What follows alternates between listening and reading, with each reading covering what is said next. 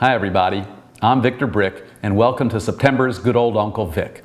Forgive me for the beginning of this video, but we wanted everybody to see the view from the CN Tower in Toronto, Canada, where Lynn and I had lunch recently with Vicki and John. We were attending the CanFit Pro fitness convention, which was put on by our good friend David Patchell Evans, or Patch. The CN Tower is the third tallest building in the world at 1,800 feet. We tried to film the entire Uncle Vic there, but unfortunately the audio just didn't quite work out. We're here at a convention in Toronto, Canada, put on by our good friend David Patchell Evans. Here's Vic, Lynn's with us, John's with us. It's called CanFit Pro, and we're in the CN Tower. As we said earlier, in August we attended our good friend Patch's fitness convention, CanFit Pro, in Toronto, Canada. There we heard a keynote speaker, Ray Zahab, who is one of the world's greatest ultra-endurance athletes.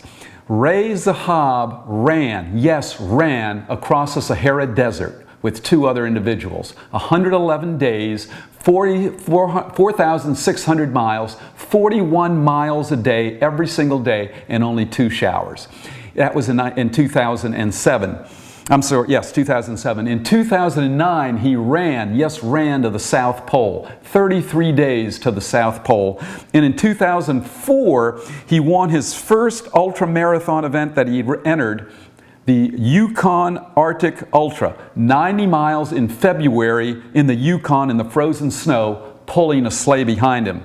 Now, while winning his first ultra-marathon ever is an achievement unto itself, the more amazing fact is that up until the year 2000, he was a chain smoker. On New Year's Eve 1999, he was catching his last smoke in Times Square because he had made a New Year's resolution that for the new millennium, January 1, 2000, he was going to give up smoking. And he didn't even start running until 2003. Here are the lessons you can learn from Ray. First, you can turn your life around. This was a guy who was a chain smoker until January 1, 2000 and didn't even run in his first race till 2003. Second, and this is what Ray said he learned, no matter what you do your best. Always give it your best shot. Remember, this was the first ultramarathon Ray had ever run, the Yukon Ultra. 90 miles in the frozen snow. The gun goes off, everybody takes off, he's pulling the sled behind him, everybody's pulling sleds because they have to pull their equipment. He's in dead last, it gets dark, he's freezing, he's tired, he wants to quit, and he says to himself, well, I can quit and just tell everybody that I give the old sprained ankle routine, and nobody would have known really the truth because nobody was out there. There's only one person that would have known, and that was Ray, and then he realized he was the only person that mattered. So this is what he did. He drew a line in the snow, and he said he was going to take one step beyond that line, and from then on he was going to give it his best shot, and he was going to keep going until he couldn't go any further, and then he'd be able to quit knowing he did his best.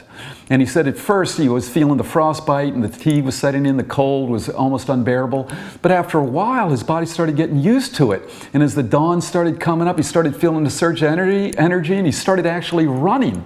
And the next thing he knew, he saw this big banner in the distance and it said finish line, and so he sprinted across the finish line and there wasn't anybody there, and there was just this lawn chair sitting there, so he sat down in the lawn chair exhausted, and a guy came running out and said, what are you doing here? And he looked up and he says, I'm as surprised as you. I really don't know. I don't know how I did it. And the guy says, did it? You won. And he had won his first ultra after wanting to quit. He won the first race he ever entered because he wasn't willing to quit on himself. How about you? Do you always give it your best shot? Do you give it your best shot at school? Do you give it your best shot at work? Do you give it your best shot with any athletics you participate in? Do you give it your best shot as a spouse or as a parent? Always do your best. When Ray was out there in the dark and the cold that night, he could have quit and nobody would have known. Nobody would have known but himself. And to him, that was the only person that counted. We close every Uncle Vic with a thought for the day. The thought for today is, give everything you've got to everything you do. Give everything you've got to everything you do. If you'd like to forward this Uncle Vic to a friend, you can hit the forward button at the bottom of the screen. If you'd like a text version of this Uncle Vic, you can visit brickbodies.com. Until we meet again, that's it from good old Uncle Vic.